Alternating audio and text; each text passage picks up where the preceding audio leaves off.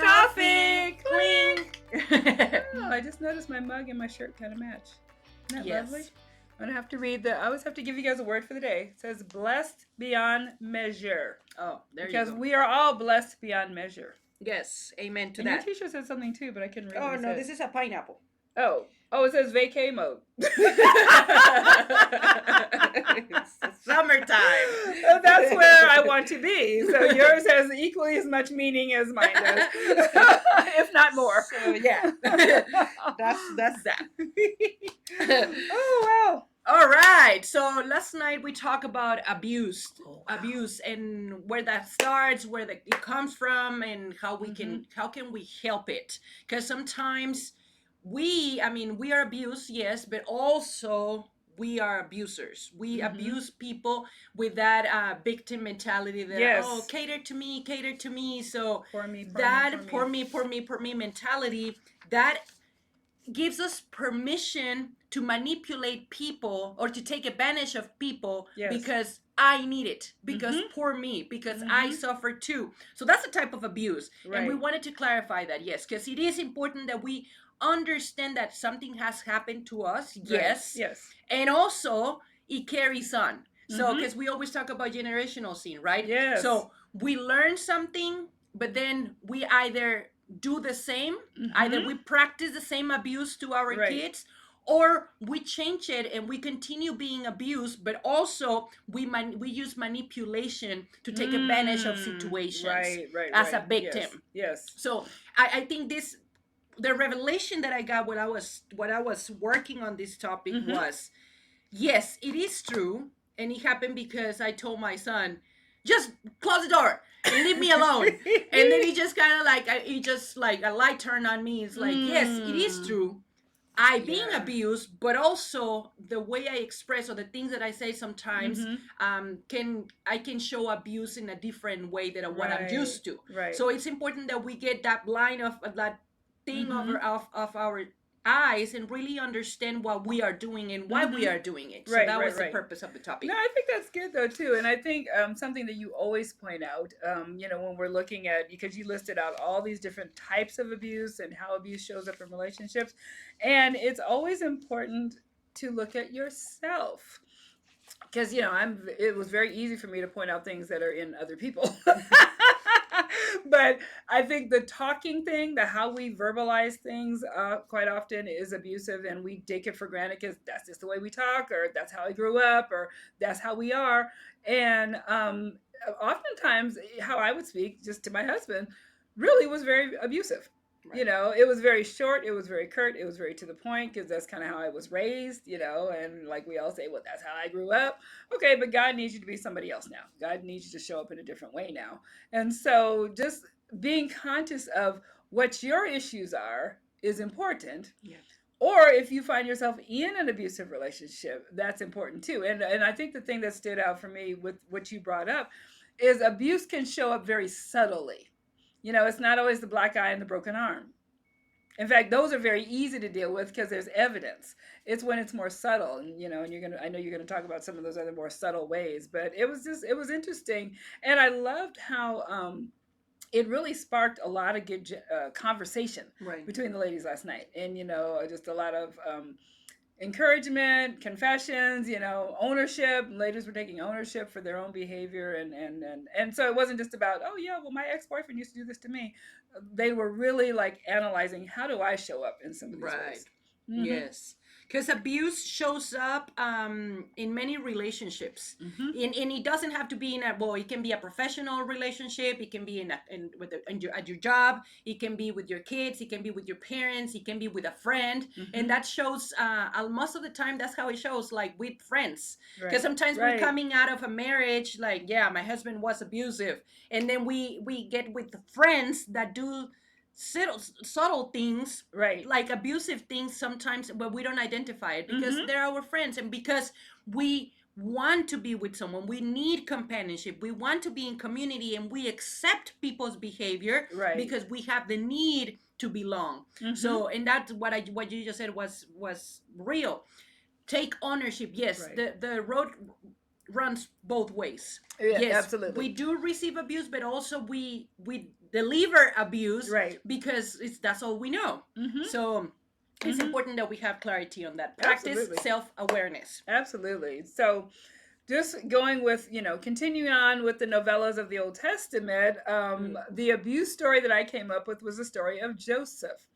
And that's a very familiar story. Everybody knows about Joseph and his code that the dad gave him, and how his brothers tried to kill him. And I think the thing, and by the way, if you need to know where it is, if you want to follow along, it's in Genesis chapter 37 through 50. We're not going to take the whole time to go through all the chapters, but I just want to point out some things because Joseph was really abused by his brothers. Like it said it a few times in the passage. They hated him. Now, why did they hate him? Well, number one, he was like the dad's favorite, and he was the little brother. He was one of the youngest ones. There was one behind him, but he was the youngest, of the in the initial story. And the dad favored him. See, parents, be careful how you favor your kids. And most parents will say, "Oh no, I love them equally." No, you don't. Be honest. There's a favorite. So he's the youngest and he's the dad's favorite, because the dad was the one that carried the power and passed down the identity and the wealth and everything else. So, he's the dad's favorite because he was born to him in his old age, is what the word says. So, and then Joseph, being the little brother that he was, he liked to brag because he was given visions and dreams. And the initial in the beginning of the story, he was shown that he was going to rule over everybody, his brothers, his family, everybody, and he would brag about it. So he was a typical bratty little brother, and they couldn't stand him. And so so as the story progresses, but Lily was talking about generational curses. You got to understand who his parents were. His parents were Jacob and Rachel. And remember, Jacob and his brother Esau, they were dueling. Jacob was the younger one and he stole his birthright. And, so all this generational dysfunction is getting passed down. You wonder, why would his brothers want to kill him? Because it was passed down. The brothers were dueling, and one of them tried to kill the other one in the previous novella, that we talked about before. So this is all getting passed down. So they all decide they're going to plot and kill the little brother, kill Joseph. I mean, we've been in an abusive relationship. I don't know anybody that's had their sibling try to kill them. I mean, I'm sure they're out there, but I'm just saying, no one I know, And so this is like some serious abuse. Remember, these are real people. This is not just a story in the Bible. These are real people. And also, before you continue, killing people is not necessarily murdering people just only. That's killing true. people is talking behind them, talking just the being, word talks about that. Yes, so it's killing people is being unfaithful. Killing people is like you have a friend and then you said, yeah, you're my best friend, and then you go behind that person and you start talking behind them. Right. That's killing someone's spirit. So that's just it. clarification. Good point. Very, very good point. So we oftentimes kill each other with our words. Yes. Very good point. So the brothers decide they're going to kill him, but then, the older brother has a change of heart. Let's not kill him. We'll just throw him in a well and say a wild animal ate him. And then they figure, well, that wasn't a good idea. So then they decide to sell him to the Midianites, and then the Midianites sold him to the Egyptians, and then, so the story goes on. So poor Joseph is like this. He's just like this innocent kid, and I think this Bible said he was 17 when all this happened. So he got sold to the Egyptians. So that's Potiphar. Everybody knows about Potiphar's house. And then he becomes ruler over Potiphar's house. Then the wife steps in, Potiphar's wife steps in, because it says Joseph was really fine. I'm telling you, it's in the Bible. Read it. He was really fine. And then Potiphar's wife tries to sleep with him, and he rejects her. So she claims that he raped her, and then he gets thrown in prison. Again, poor innocent Joseph just doing his job, running Potiphar's household, and he gets thrown in prison. So now, again, innocent, gets thrown in prison. So then now he's in prison, but then he gets elevated even in prison because the warden sees that the Spirit of the Lord is on him. And so, but then he becomes kind of head over the prison. Only the warden is above him. And then there's this whole story about the cupbearer and the baker. Most of you guys know the story. The cupbearer is going to get out in 3 days, and then the baker, not so much. He's going to get hanged. But he tells the cupbearer, when you get out, remember me. Tell Potiphar, hey, I'm still here, and, don't forget. So, of course, cupbearer gets out, forgets all about Joseph. Again, he's like this. So now he's in prison for 2 more years. Finally, Pharaoh gets a hold of him and makes him ruler over everything. So here is the running theme is Joseph is doing nothing. He's just following the Lord. He's just doing what he's supposed to be doing. He's showing up righteous, showing up upright, and doing what he's supposed to do. Now, this is reflective of many of us that have grown up in dysfunctional relationships, mostly at the hands of the two people that brought us into this world. And we're just victims. Yeah. We're just innocent victims just trying to do the right thing. And we're getting dissed. And I think, to fast forward the story, he becomes ruler over the whole Egypt or whatever. There's a famine. The brothers are all now here bowing down before Joseph. They don't even realize it is him. And then he is so overjoyed to see them. He just weeps and finally lets them know, I'm here. And then they're really afraid now because they're thinking, oh my God, we sold him into slavery or whatever years ago, and he's going to pay us back. And so the thing that Joseph says, and I just have to read this part. Oops, let me get this a little more organized here. Okay. So he says it a couple of times in Genesis 45. Once he reveals himself, he says, and now do not be distressed and do not be angry with yourselves for selling me here, because it was to save lives that God sent me ahead of you. So he's not even mad. Now, most of us will be mad, right? I mean, come on. You know what? Your best friend disses you for lunch, you mad, right? So, these are all these brothers, now they're all grown men, and they sold him into slavery. He should be angry. But he's saying, God sent me ahead of you. And then he also says, a little later in the passage, and this is the passage that everybody knows about, what you meant for evil, God meant for good. But he says, they're worried, and the father, had them say, tell Joseph, please don't harm us. Once the father, Jacob, passed away, please don't harm us, and we'll be your slaves or whatever. And Joseph says again, don't be afraid. Am I in the place of God? You intended harm from me, but God intended it for good to accomplish what is now being done, the saving of many lives. And so the whole point of the story is, number one, he was just following God's. He wasn't God's direction. He wasn't mad at the brothers, and he looked at the bigger purpose. And see, not sometimes, all the time, we go through things. There's a bigger purpose for it. He's the whole goal was to save many lives, just like how we show up in the kingdom when we evangelize, or when, like what my husband and I do, we help save marriages. We're saving many lives, but my husband and I had to go through some things in order to be able to do that. So what we went through wasn't good. It was horrible at the time.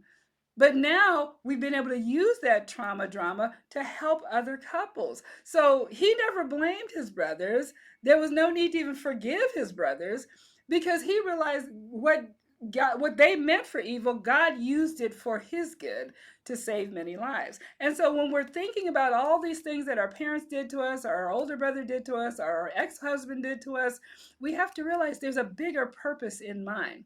And just this one young lady that was sharing last night has had a very traumatic upbringing. But she realized on her job today, she had an opportunity to use what had happened to her to support a young girl that was going through something very similar. See, that's what God will do. He'll take your worst misery and turn it into your best ministry. Just because that was designed for you to go through. Now, it wasn't God's desire for you to go through it, but the word does say all things work to good to those that love the Lord and are called according to his purpose. So he's not saying all things that happen to you are good. He's saying all things can work together for good. And that's what Joseph was saying. And that is kind of the moral to the story. Don't focus on what happened to you to the point where it's destroying you, destroying everything around you. Realize that there is some greater good. There's a greater purpose in what you went through. So yes, that was kind of the moral to that story. Genesis 37 through 50. Read it. You can find it on your local Amazon. It's called the Bible. There you go. And something that you just said is very true. We can really teach what we really learn. Absolutely. So if you haven't learned that, you cannot teach it. So if like the people that are like, we talked about it before, the couple therapist Mhm. that have never been married. Right? It's, Yes. it's like Marriage and family therapist, and you're how- single. how Help can me you with that. help? How can you help someone that is going through something that you have never experienced before? Exactly. So that's Exactly. where those are the best teachers. Mhm. So a carpenter would teach someone carpentry. Right. That's just how it works. Right. We are meant to teach from our experiences, and sometimes those experiences that happens, they're not the best, like unfaithfulness or whatever it looks like, Mhm. abuse, but we get to learn something from it. That's the story. Absolutely. We have to learn from those experiences, so then we can become teachers to someone else. Right. Because we are meant to be in community, and we are meant to have someone to teach someone else about it. Mhm. So then they will go through their own stuff, but they will learn experiences from their own life, Right. and they will teach a different thing based on their own experiences. Absolutely. So like you talk about marriage, and you guys are counseling marriage. Like I'm all about single women, because that's the experience that I have. So it depends Single on your mom. experiences. Don't Yeah. try to teach from somebody else's That's experiences. it. Teach from what you have been through, and that's what successful. That's where the purpose and success Right. come from, because Right. God will say, He gives purpose to the stuff that happens to us. Absolutely. Absolutely. So, talking about abuse, it's important that we clarify. There's really quick what types of abuse are. There's physical abuse, there's domestic, there's sexual, there's financial, which, by the way, financial abuse is the number one type of abuse in which the victim will go back always to the person that is abusing Right. them. Why? Because, and this is a proof that we see money as beyond and above our own value system. That's deep. Because we see money as the tool, or not the tool, but that thing, like that this is what is going to save me, like a savior. Right. Sometimes money, that's Yeah. what it is. Yeah. For some people, money is God. Security. Yeah. Yeah. So, definitely. And because of that, people will always go back to the abuse or their relationships in which they're being abused financially, because they need them, because they need that money. So I thought that was like baffling. Like, wow, That is deep. 99% of the marriages suffer abuse, and 50% of that is financial abuse. I believe So that. and those stay together because they need the money. So it's kind of like, I mean, that's deep, because baffling. we hear that oftentimes in people that we counsel, especially depending on what age bracket you're in, when you don't feel like you got enough time to make that up, sometimes people stay in relationships that they shouldn't be in for the money. For the money. So, and also there's discriminatory, there's emotional and psychological, which that's the most common one too. Now, the financial is very common, but in this one is the top one, which people will always come back. The emotional and psychological, that's the most common, and it's usually start in abuse. It starts as a child.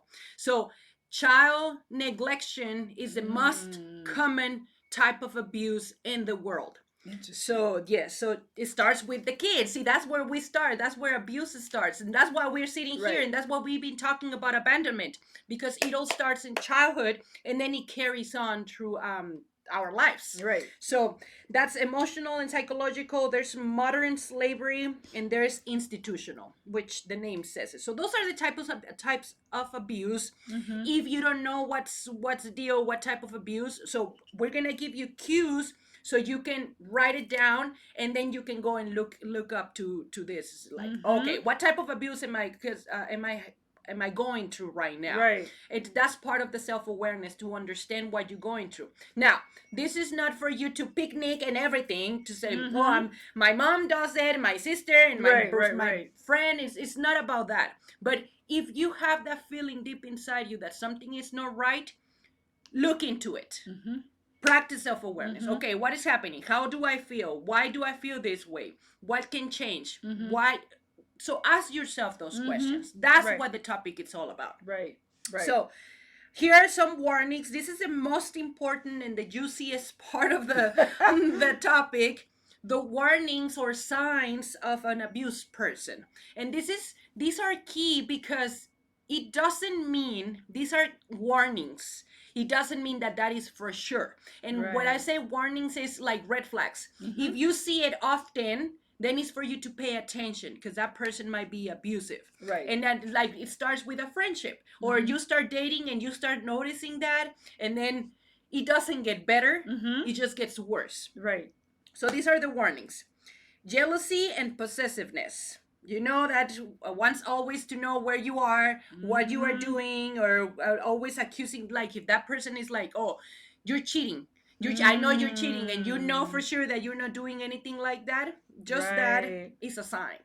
That's scary. I was when you were talking about that last night, years and years and years ago. I used to work in retail, and we had gone out. She was a manager, I was a manager. We would go out occasionally, for whatever, dinner or whatever. And she was married to a man like that had to track her.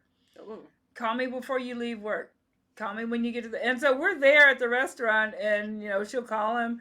And then he'll call throughout the whole time, and she had to answer the phone. And I mean, I was really young then, and I didn't really understand. Yeah. I just thought it was weird. It's like, is he needy or what? But I didn't understand that really was, he was abusing her. It was a very unhealthy relationship. Because one thing is checking on you because you're being MIA for 24 hours. I get that. But another thing is a constant, where are you going? What are you doing? Who are you with? Send me a picture. For what? So that's a sign. Yeah, that was not good. I don't know what happened to her, but as I've gotten older, I realized that was a very abusive relationship. Because it's not normal. So controlling behavior, constant questions: who you with? Why are you there? Why are you doing it that way? Why are you? Why you say that? Why you wearing that? What are you gonna wear that to the party? Why are you trying to control what I'm wearing? Yes. See, like now, perspective, people. If you're going to a party and you're wearing jeans, probably like sometimes we just gotta say, okay, that's not appropriate for where we're going. That's a different thing that constantly checking you on what you're wearing. That's a different thing. So it's important that you pay attention to details. Yeah, absolutely. Or ask permission to. You have to in some way you feel that you have to ask for permission. Hey, I'm gonna go to I have a party with my parties. My friends are putting a party together. Is it okay if I go? It's your boyfriend. Why are you asking for permission? And then you saying, but I'm not asking for permission, but you just ask, can I go? Right. So that's you are like asking for permission. You're asking for permission. So if you feel that the need to ask things like this, then it's a warning. Another one is quick involvement. That person that is like, let's get married now. Yeah. Let's get married yesterday. Let's elope and then let's go to Vegas and let's just get married. Yeah. Or let's live together. Or let's have a kid. See, like if that person is rushing into something, that's a warning. It's a warning because in fact, our mentor taught us this years ago. Men that try to get women caught up in a relationship really quick and get to the altar really quick, it's because they're hiding something. And they're like, he compared it to, like in the scripture, it says Satan masquerades as an angel of light. Well, the guy is holding up a light, and he knows exactly how long he can hold that light. So it's like, if it's 3 months, I gotta get a ring on it in 3 months because then I can show her who I really am. Yes. Once I got the ring on it, no holds bar. Yeah, so and that sometimes happens. Yes, that sometimes happens when people that has financial problems, so they don't want to get caught up into that, so they try to rush into things. Right. So if they're rushing into something, pay attention. That's a warning. It might not be. We just like I said, you cannot just make. We're not in the business of assuming. Right. So you gotta do your due diligence and do your work and really pay attention. Go to counseling or whatever, but just pay attention. Okay. Unrealistic expectations. Like for example, they would tell you, "You're all I need." Right. I'm all you need. They're trying already creating a fantasy for you. And if they're creating these big, huge fantasies like a bubble that can explode in your face, like a big balloon. So those unrealistic expectations, it's important that to say he will come. It's like, and we're gonna have the biggest house on the hill, and I'm gonna get you the car that you want, and I'm gonna do. I mean, realistic, but he's not working right now. And you know what else shows up a lot too in marriages? Unrealistic, unspoken expectations. Because you have in your mind what you think it should be, and then you're condemning that person for not doing, but you never even share it with them, like, this is what it is. So that to me is a form of abuse, because you're angry because they're not meeting your expectations, and you never even verbalize what you think they should be. Yes. We don't read minds. Nobody reads. Right. As far as I know, nobody can read minds. So it's important that we communicate. Now, communication is not kind of say bounce around the corners and not really saying anything. Communication is really get an idea clear, and it's like, this is what I want. Yes. Can you do it or not? But then we're so caught up in the codependency, because if I say this, or if I ask, if I really say what my expectation is, he's gonna run away. Well, if he runs away, he wasn't the right person for you. Go. Do you prefer to live with someone that doesn't really love you the way that you deserve? Exactly. Or do you want to just live in a huge fantasy? If that's the case, go for it. But then we're gonna be seeing you soon. Yeah, exactly. See you now, see you later. Isolation. That person that says, one, yes. "Oh, you're always with your friends. Stay with me." Or your family is kind of weird. I don't want to go see them. Yeah. We should not go to the party. We should not do this. We should stay at home. They try to isolate you, or they try to separate you from what you are really used to, the people that you are already used to. So the people, if you see that, you notice that they're trying to really, little by little, trying to isolate you and separate you from the people that loves you, then that might be a problem. Right. So that's key. Blames others for the problems. Oh no, I'm quitting my job. I don't have any money because I had to quit my job because my boss didn't like me. Right. Okay. Well, right. that's right. That's not that's not it. It's a you problem, not a me problem. So if you make a decision, then that's a you problem. So if that decision was yours now, if someone else is, that's a different scenario. I know sometimes we get caught up on people's situation, and some people include us on their baggage. Right. I get it. Right. That's not fair. But it's not also fair to blame everybody else for the decisions that you made. Because classic abusers, like real physical abusers, they always say, "You made me do that." Yes. I hit you because you talked back. You made me do that. Yes. No accountability for their actions. Yes. So accountability step. Blames other for their feelings. You make me feel this way. Right. He always makes me feel unvalid. He's making me feel. I mean, that's, people say stuff. Yes, we have free will. We already talked about that. But nobody can make you feel. It's a choice. Exactly. It's like feeling and loving and caring and forgiving. All those things are choices, and we can make a choice about it. So, because last night came up about, my husband snaps at me sometimes when he's under pressure. See, this is the thing. People snaps at me because they're under pressure, but they don't care about my emotions. Right. Okay. Yeah. But you just said they're under pressure. They're under pressure, right. So you don't care about what they're going through. Exactly. You just care about what you care about.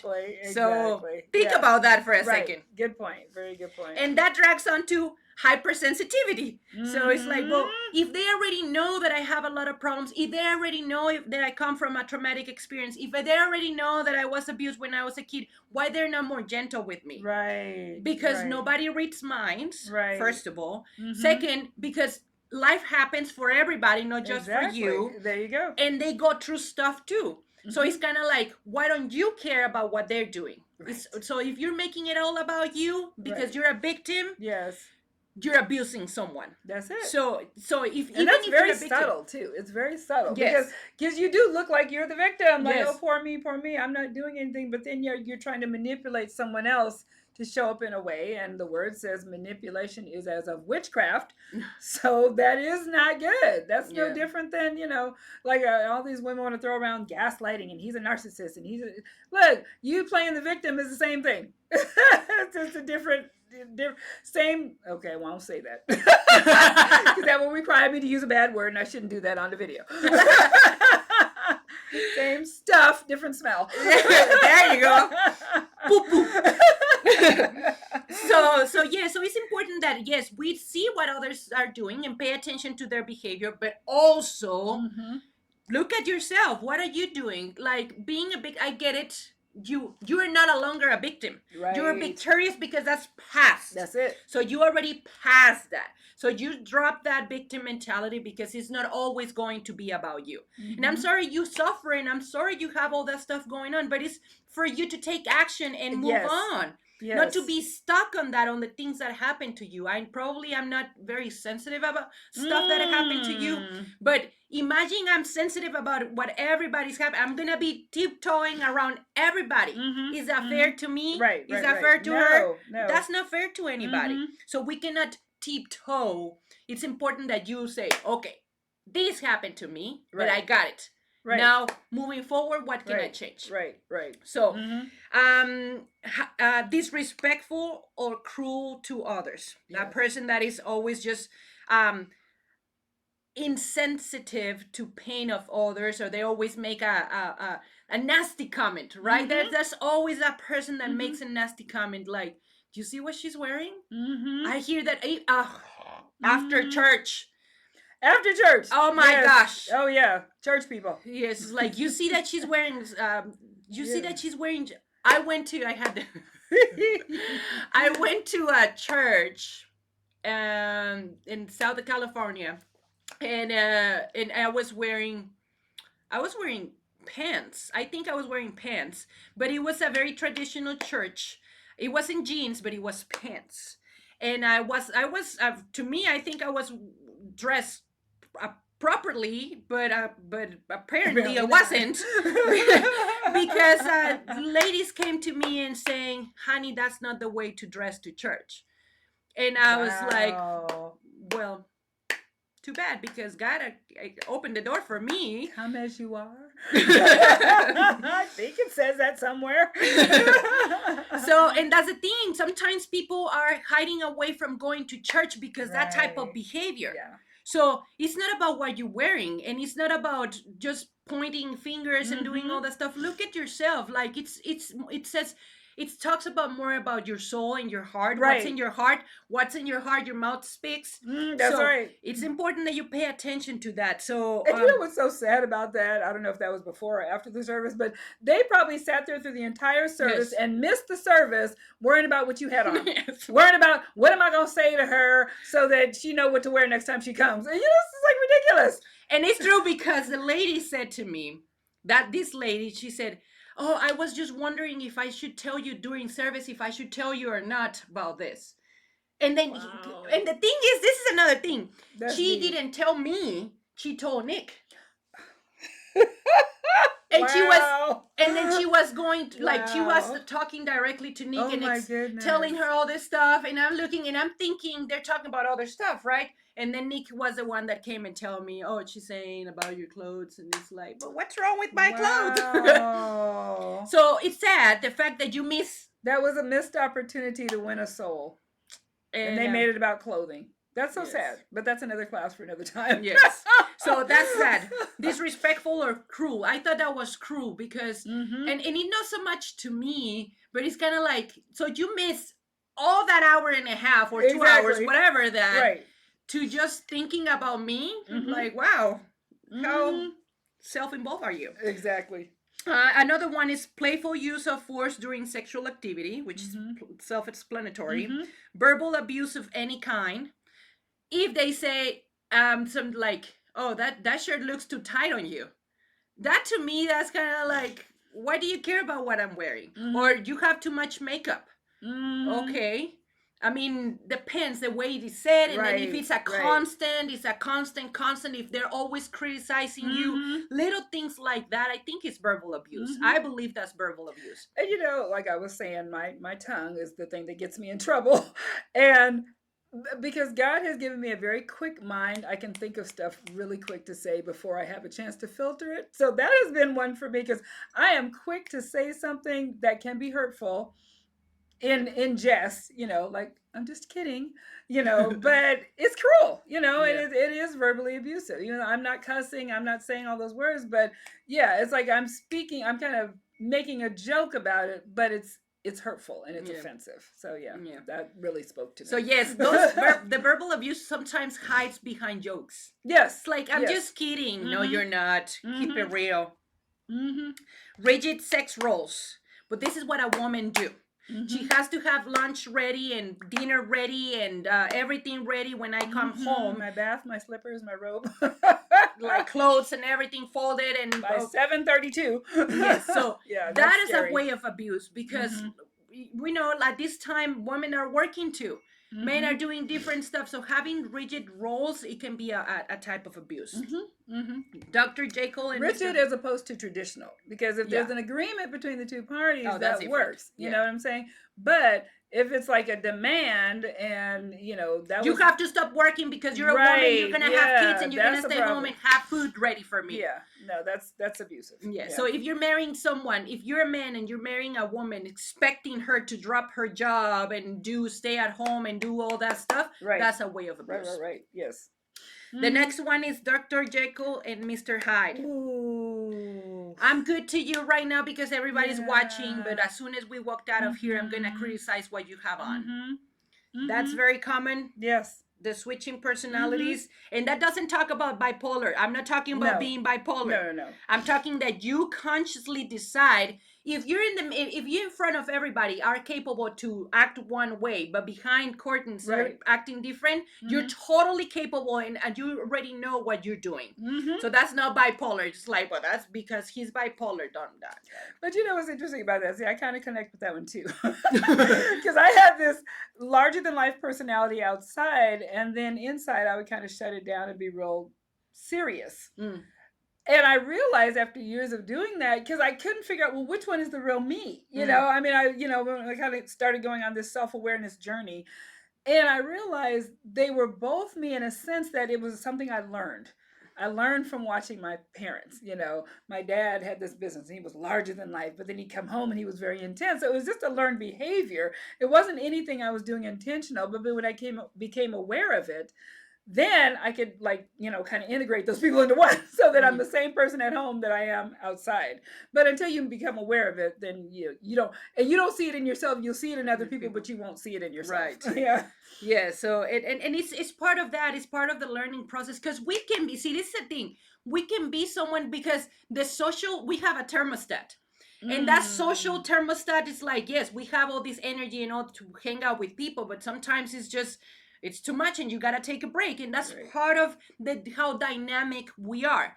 But the thing is, when you purposely are someone in front, like if you're with your boyfriend or your husband, and then he's being nice to everybody in front of everybody, and he's being nice to you in front of everybody. But then you walked out and purposely he's like, he pulls you and he's like, why are you acting like this? And he's talking. See, that's a different story. That's a good point. Yes. So that's a different, that's when you know what you're doing. Right. You pick and choose the place, and there's a conscious decision. See, that's a different story. When you're trying to discover yourself, you know that you're going through transitions, and sometimes, like on Sundays, I stay home and I don't talk to anybody. I don't want to talk to anybody because I have to refill my thermostat for the rest of the week. Absolutely, it's part of it.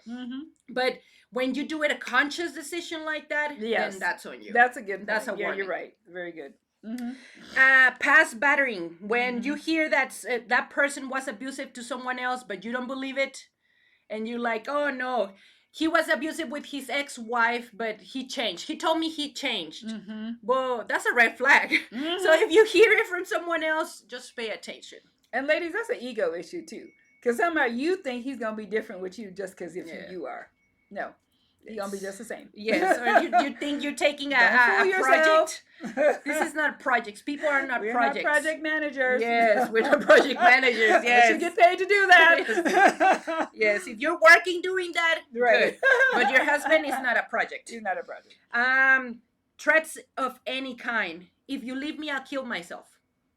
That's one. That's very common. I hear that a lot. Or if you leave me, I'll take the kids. Yeah.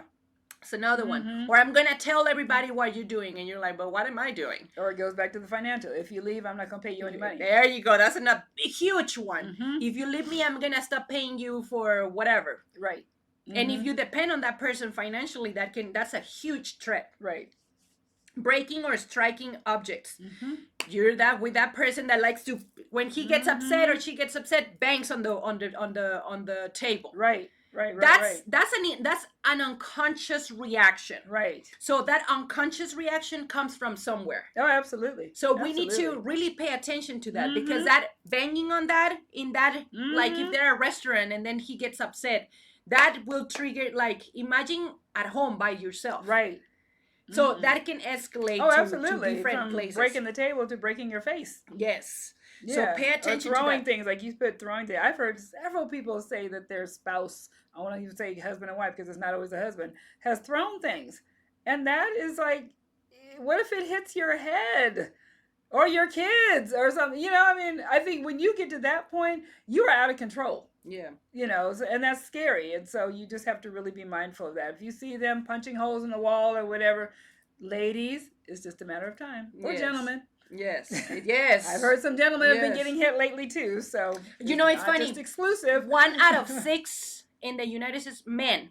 1 out of 6 in the United States get abuse. I believe it. I mean, that's a huge deal. Mm-hmm. That's a huge deal. So I'm hearing it more and more. Yes.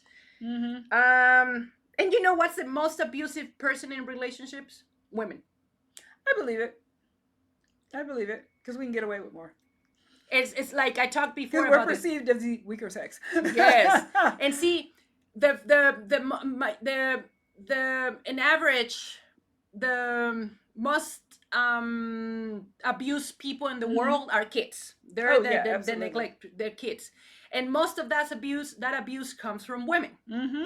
But now, because women are usually the ones that raise the kids, right? So for instantly they come together, so that has to happen. Mm-hmm. But pay attention, because men go through that too. Mm-hmm. I believe it, and I think most women can get away with it because we are perceived as the weaker sex victim. But because too, any man that has a mother, I mean, which everybody has a mother, but if you have any type of love or respect for your mother, you're not going to hit a woman.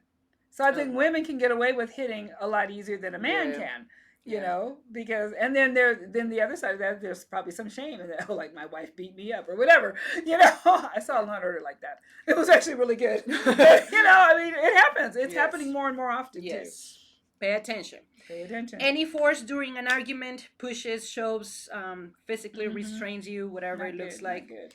And doesn't respect your property or privacy. What are you doing? Let me see. Who are you texting? Show me. Who you talking to? Or they listening to if you're talking to someone on the phone and they're paying like eavesdropping. That's a way of abuse. Right. So, and also there's self-abuse, aka self-destructive behavior. Yes. So there's things that it just doesn't come from the outside. Right. We do it to ourselves too. True. All the time. True. Like you hurt yourself physically. People that overwork themselves, or people that do stuff to hurt themselves properly, so they don't go to work, or they get an excuse, so they harm themselves, or they, like I used to cut myself in school because the pain was too much, or because I didn't know how to cope with reality and I wanted something strong. So we self-harm ourselves. But then there's health abuse, in which we like self-medication, popping pills, smoking, drinking, drugs, eating. Yes. So we hurt our health because we are trying to cope with reality. Exactly. That is self-abuse. Onanism. I'm not gonna go too much into that one. Look it up. Emotional self-harm. The negative self-talk. We talk to ourselves, no, I'm stupid. No, I cannot do this. I'm not enough. I won't be able to succeed. I won't ever succeed. I will never find someone that is good enough. I will never be good enough. All that stuff is negative self-talk. That's self-abuse. And the most important, self-sabotage. You already know what you're doing. You already know that you can do, or probably you don't know that you can do it, but that negative self-talk talks you out of doing the good stuff. If you're coming to this group, or and this happens last night, Lily, I've been coming to the group. I don't think I can come anymore. I don't think it's working. But you just came twice. What are you talking about? I tried it. It didn't work. Yes. It's like I tried for 2 weeks and it didn't work. Right. I mean, it just doesn't work like It that. doesn't work that You way. have to stay consistent. So that's self-sabotage. Pay attention to that. So abuse come from we suffer it, we get abused, right? We learned, we repeat. It's a cycle. Yes. We get abused, we learned, we repeat. We repeat with other people. Yes. Our kids, a friend. That happens very often. The friend that I hang out with, my friend, because she's the one that was always paying for the bill. Right, and that's why right. she's always, we always go to nice places, and I want to always hang out with her. But if she has a problem, I don't pick up the phone. Right. That is abuse. Right. Yes. It is. Yeah. It's like, well, you're not being a good friend. That's a type of abuse because you're just using that person for personal gain. Right. So that's taking advantage of someone, aka abuse. Right. So it's important to understand, to get some clarity, to understand what is happening, to ask yourself questions, real questions. Am I being abused? Am I abusing this person? Am I taking advantage of this person? Ask yourself those questions, and it goes back and forth. So it's important. All the takeaway from this is really practice self-awareness, so you know it's not to point fingers. Oh, he's doing that. Oh, she's doing that. No, what are you going through? What are you experiencing? So that way you can start making the proper changes. So you then, and also we talked about it last night, don't go and talk to your broke friend about your financial problems. But I ain't got no money. Can you help me? No. So my husband doesn't want to pay the alimony, so, and then you go and talk to your broke friend. What is she going to advise you? Right, exactly. Oh no, probably, you have to go to court. You have to take him to court, and you have to talk to the police, or then they're gonna help you find ways to extortion your ex-husband, because they don't know. So it's important that you talk to people that really know what they're doing. They have we talk about that. That's a good point. Yes. To teach someone, we have to know the experience first. So go and talk to someone that has experienced that, because they know how to get out of it. Yes. So don't talk to someone that is experiencing that and never learned to get out of it. Exactly. Because then you're just setting yourself for failure. The blind leading the blind. There you go. Exactly. So it just doesn't work like that. So it's part of it. So practice self-awareness, ask yourself real questions, write it down. So journaling is great because it's kind of like a witness. Yes. It's a witness there for you. It's like a time machine. So and talk to people that you can rely on. And don't go and put everything out there who you are to people that doesn't know, because people can take it against you. And that's very common. We hear that often. That's another form of self-sabotage too, because I've seen that come up several times in some of the young ladies that I'm dealing with. You have a toxic mom. Okay, she's toxic. She ain't gonna give you no good advice. Don't matter what the situation is. If you got a job promotion or you lost your boyfriend, she gonna have something negative to say about it. But then, so you get all excited, you got this promotion on your job, and you call her and it's like, oh girl, you should have got that years ago. What took you so long? That's self-sabotaging, because you know the answer that they're going to give you. You know the negative response is going to come. So that's something in you. That ain't about mama. That's about you. Yes. So don't go and talk to everybody and tell everything, all your business to everybody. Just doesn't work like that. Even people that you trust, but it's not healed people. So you have to talk to people that you really can rely on to talk the stuff that you're carrying, and also someone that can really pour into you, not just anybody, because you know what you're going to hear. Like Julie said, if you already know, so then you're just self-sabotaging yourself. If you want to hear the same story, if you want to talk about your marriage, you're gonna get married to a guy, but then you go and talk to your mom that has been married 3 times. Or 4 times. That came up last night too. Like, how does that make sense? That's not the best advice. Yeah. Exactly. How did it work for her? If it ain't working for her, why would you take her advice? Yes. If your boyfriend is abusive and you go and talk to your dad that is abusive, what do you think you're going to get? I mean, that's common sense. What are you doing to make him mad? That's what you're going to get. Yes. It's like, exactly. They're going to put it on you. If you go and talk to an abuser about abuse, they will say it's your fault. Absolutely. So that is your fault. So this is all to say, self-awareness. Self-awareness. Yes. Practice. Pay attention. don't just open your mouth. We do that all the time. Really write it down.